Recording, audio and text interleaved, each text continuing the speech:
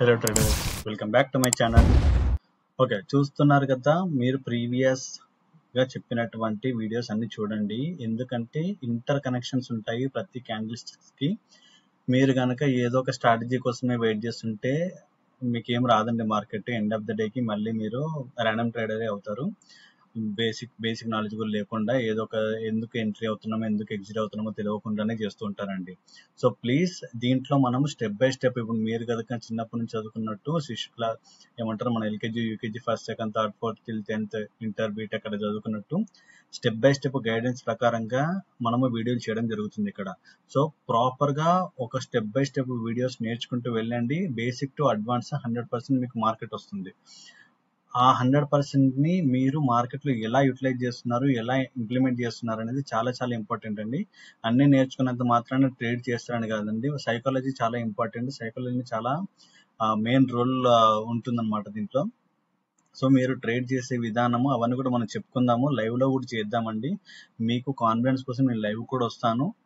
ఆ లైవ్లో మనం ట్రేడ్ చేద్దాం, మీకు అన్ని ఎక్స్ప్లెయిన్ చేస్తానండి. ఓకేనా, ఫైన్. ఈ వీడియో మనము డ్రాగన్ ఫ్లై డోజీ గురించి మాట్లాడుకుందామండి. ఇందాక గ్రేవియర్ స్టోన్ గురించి చూసుంటారు కదా, గ్రేవ్ స్టోన్ ఆ డోజీ గురించి చెప్పుకున్నాము. వీడియో చూడకపోతే కంపల్సరీగా వీడియో చూడండి.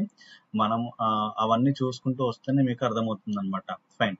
డిఫరెన్స్ ఏంది గ్రేవ్ స్టోన్ జోన్కి అండ్ డ్రాగన్ ఫ్లై డోజీకి? డిఫరెన్స్ చాలా సింపుల్ అండి, ఏం లేదు. Quite opposite to gravestone doji. Okay, అదేమో ఇలా ఉంటుంది. అండ్ దీన్ని మనం ఎక్కడ వాడతాం సార్? బేరిష్ వ్యూ చూడడానికి వాడతాము, రైట్? మార్కెట్ ఒక అప్ ట్రెండ్ చేసిన తర్వాత టాప్ లో ఇది క్రియేట్ అవ్వాలి సార్. టాప్ లో విక్ ఉండకూడదు, టాప్ లో క్రియేట్ అవ్వాలి. బేరిష్ వ్యూ ఇది విక్ ఉండకూడదు, బాటమ్ లో క్రియేట్ అవ్వాలి. Bullish view. సింపుల్ కదా, పెద్ద కన్ఫ్యూజన్ లేదండి. మనము కాంప్లికేటెడ్ చేసుకుంటేనే మీకు అర్థం కాదు. సింపుల్ గా అర్థం చేసుకోండి. ఫైన్.